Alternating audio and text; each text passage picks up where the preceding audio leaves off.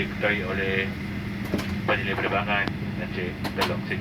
Penerbangan kita ke Singapura mengambil masa selama 50 minit. InsyaAllah kita akan terbang pada ketinggian 27,000 kaki. Cuaca pada perjalanan dilaporkan berawan. Untuk keselamatan, sila berada di tempat duduk masing-masing dan pakaian dengan keselamatan. Sebelum kita melakukan perbangan turun ke lapangan terbang antarabangsa Changi di Singapura, kita akan kembali dengan maklumat terkini berkaitan cuaca dan waktu ketiban kita di sana. Buat masa ini, nikmati layanan mesra Malaysian Hospitality. Terima kasih. Salam mesra. Assalamualaikum, very good morning ladies and gentlemen, boys and girls. This is your captain, my name is Rahim Razak. On behalf of Malaysian Airlines Adilata Group, welcome aboard flight MH627 bound to Singapore. With me the flight deck, my first officer, Mr. Bizan. In cabin, we have 4 cabin crew, led by in-flight supervisor, Mr. Telok Sing.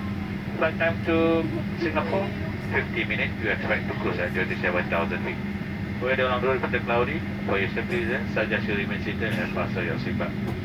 Before we commence our descent to Changi International Airport in Singapore, I will come back with the information regarding our arrival time and weather update.